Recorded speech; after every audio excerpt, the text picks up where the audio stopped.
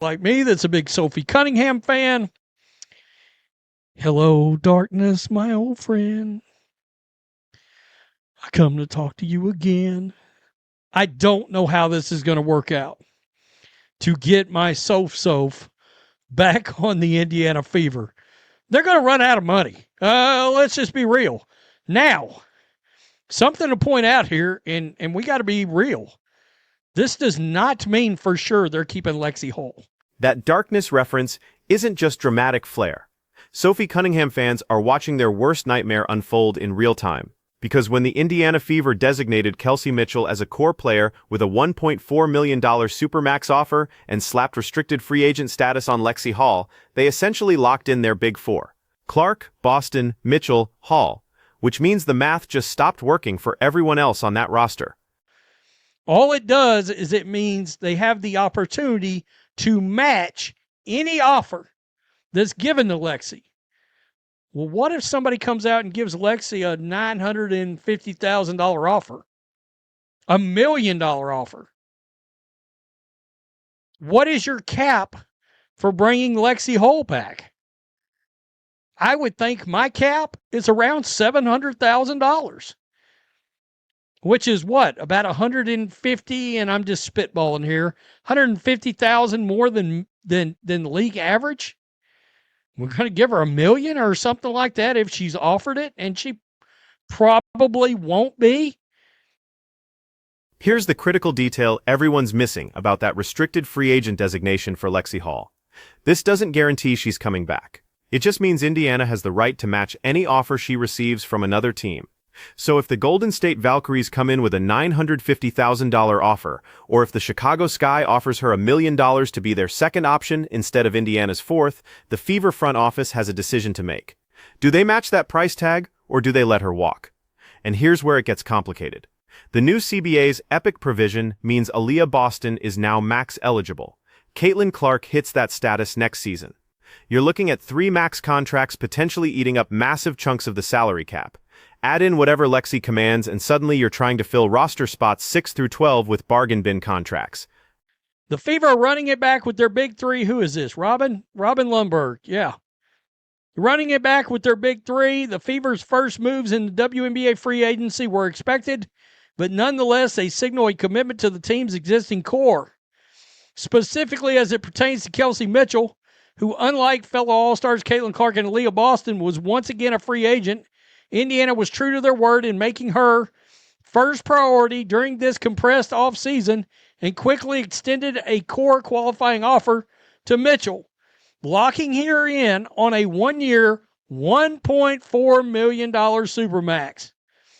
Robin Lundberg over at Sports Illustrated called this move expected but significant. And he's right about the commitment angle. The Fever brass is betting their entire future on this core group. Kelsey Mitchell has spent her entire career in Indiana. Just came off a first-team All-WNBA season.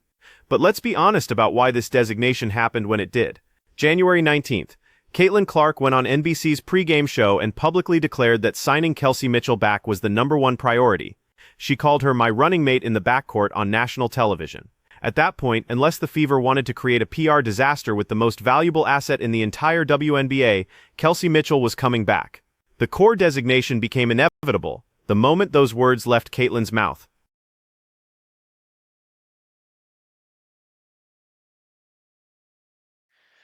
Look, the moment that Caitlin Clark went on in NBC on Sunday Basketball Night in America, or whatever they call that show, on pregame and declared that Kelsey Mitchell was the #1 priority, she was coming back. That was it. Unless the Fever wanted to piss off the most valuable asset in the WNBA. Quote, our first priority is to sign Kelsey Mitchell back. She was first team All-WNBA last year. Those combined 40 points per game when sharing the backcourt together tell you why this pairing matters. But here's what the stats don't show. A significant portion of Kelsey Mitchell's 20 points per game average last season came during the stretch when Caitlin Clark was injured. There's only one basketball. When Clark's on the floor running the offense, those shot attempts have to come from somewhere. This season is going to reveal whether that backcourt pairing can sustain those numbers when both players are healthy. She's kind of my running mate in the backcourt. She makes it really easy for me. Clark and Mitchell have combined for nearly 40 points per game when sharing the backcourt together. So, little response. Of course, a lot of people real happy about this. Let's effing go. Yeah. I mean, honestly, you have F-tards like this guy. If Kelsey Mitchell isn't playing, the Fever will never make the playoffs. What are you smoking? Put down the crack pipe. My baller, Kelsey Mitchell, literally played until her body shut down last season. She deserves this. The Fever front office aren't stupid. Okay. They better pay the best player on the team. What? The best player on the team? Do you mean Caitlin Clark? Hope the Fever can trade her to some team. Only CC Boston and Lexie Hull should be mandatory returns. Look at these fan reactions. They're all over the map. One person says, if Kelsey Mitchell didn't play, the Fever never make the playoffs. Another calls her the best player on the team, which is objectively wild when Caitlin Clark exists. Then you've got fans literally begging them to trade Mitchell and only bring back Clark, Boston, and Lexie Hull. This divide in the fan base isn't about Kelsey Mitchell's talent. It's about resource allocation. The fans arguing against this move aren't saying she's a bad player. They're doing the salary cap math and realizing that paying 3 max contracts means Sophie Cunningham probably walks. It means Temi Fagbenle might be gone. It means the bench depth that helped them make that playoff run could evaporate. And that one comment, hope she doesn't sign with Indiana. There are many other teams that need her not here. That's not hate. That's a fan who's looked at the roster construction and decided they'd rather have 3 superstars come back, but Kelsey Mitchell should really be out come season starting. Wow. This person said, get her out. The Fever was never going to let Kelsey Mitchell walk. We back. I tell you what, look, they were going to give her this offer, but it's going to be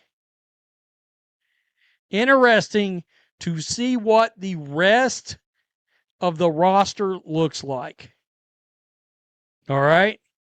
I hope she doesn't sign with Indiana. There are many other teams that need her. Not here. Wow.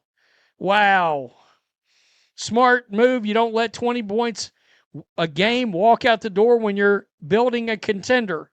Well, like I said last year, keep in mind, one of the reasons that Kelsey had as many points scored per game is because 20 points per game doesn't walk out the door when you're building a contender. That's the conventional wisdom, and it's not wrong.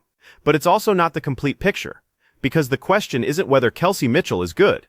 The question is whether Kelsey Mitchell at $1.4 million is the best use of that money when you're already paying max contracts to 2 other players, with a third one coming next season. Think about it from a team-building perspective. The Connecticut Sun have no depth. The Chicago Sky are devoid of talent after the Angel Reese injury situation.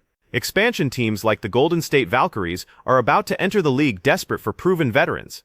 There are rosters out there where Lexie Hull becomes the second option, not the fourth, where she's taking 15 shots a game instead of 8, where a team with cap space can offer her $800,000 and it's actually a better situation than staying in Indiana for $600,000.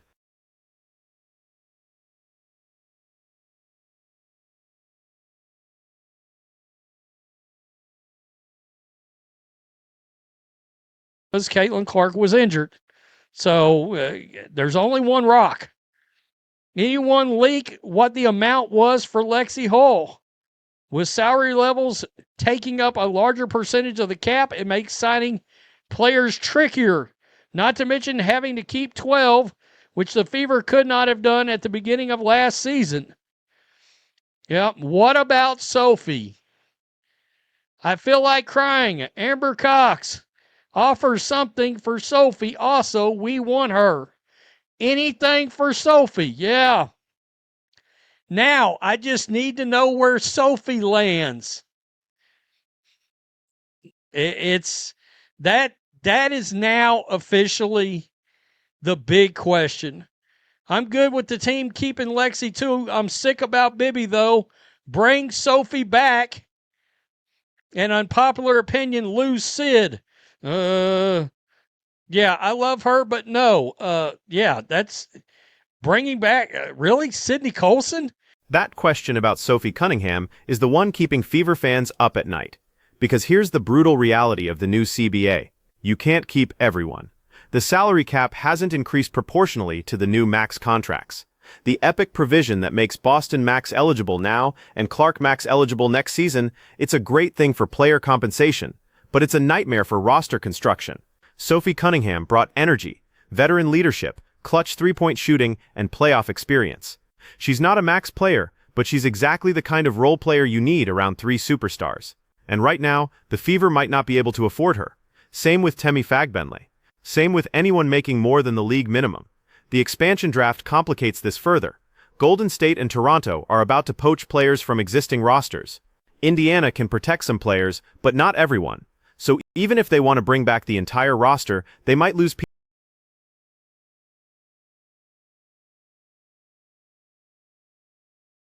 Who's banging the drum for that? Really? I hope Cunningham stays. Boy, dang, is Sophie gone? Y'all don't do this to me. Anything on Sophie yet? Yeah, you're seeing right there. Fans are wondering, look, it's a big five, all right? What is the rest of the roster going to look like? Plain and simple. Yeah, I mean, if we don't know what, like CDS Sports Podcast goes. Here's what makes this situation particularly fascinating. The Fever front office is betting that star power beats depth, that having Clark, Boston, Mitchell, and Hall as your core four is worth whatever sacrifices come with filling out the rest of the roster. And maybe they're right. Maybe in today's WNBA, you need multiple 20-point-per-game scorers to compete for championships, but there's a counter-argument worth considering. Look at what the Las Vegas Aces did during their championship runs. Yes, they had Aja Wilson and Kelsey Plum as stars, but they also had Chelsea Gray running the offense. They had role players who knew their assignments. They had depth that could sustain them through injuries and foul trouble. They didn't put all their eggs in the superstar basket. They built a complete team. The Fever are choosing a different path. They're going top-heavy, 3 max contracts, 1 high-paid fourth option, and then hoping they can fill spots 6 through 12 with players on minimum deals who can contribute meaningful minutes. It's not an inherently bad strategy. The Lakers won championships doing exactly this with LeBron and AD. But it requires those stars to stay healthy and play at an elite level every single night, because there's no margin for error when your bench is making league minimum. What happens if Caitlin Clark misses 15 games with an injury? What if Aaliyah Boston has an off-shooting night, and there's no bench scoring to pick up the slack?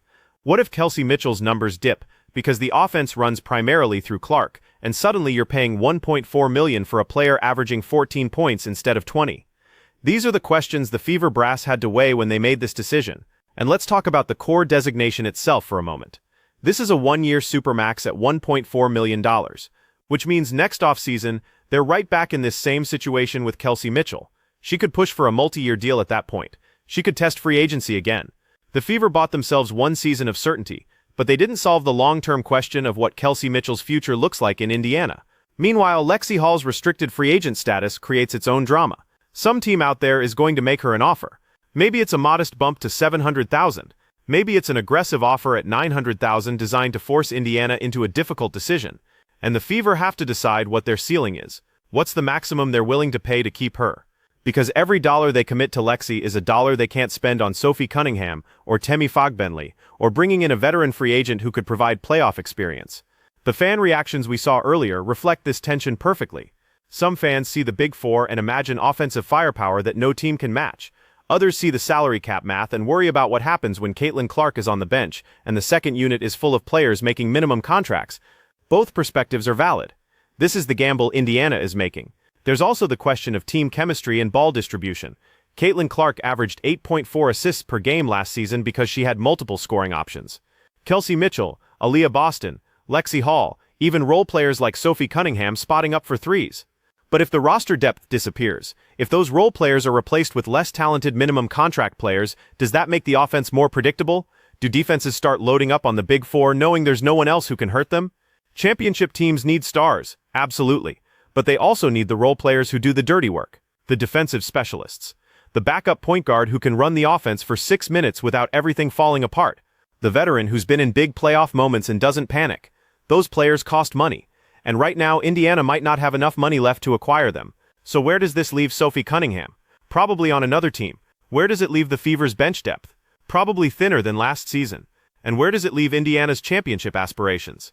That depends entirely on whether 4 high-paid stars can compensate for whatever roster weaknesses emerge around them. The core designation for Kelsey Mitchell and the restricted offer to Lexie Hull weren't surprising moves. They were the logical outcome of Caitlin Clark's public comments and the Fever's commitment to continuity. But logical doesn't always mean optimal. And we won't know if this was the right decision until we see what the final roster looks like, how the minutes distribution works, and whether this top-heavy construction can actually compete with teams that built more balanced rosters. One thing's certain though, Fever fans better get comfortable with seeing some familiar faces in different uniforms next season, because when you commit this much money to 4 players, everyone else becomes expendable. That's not cruelty, that's just math. And in the new CBA landscape, the math is unforgiving.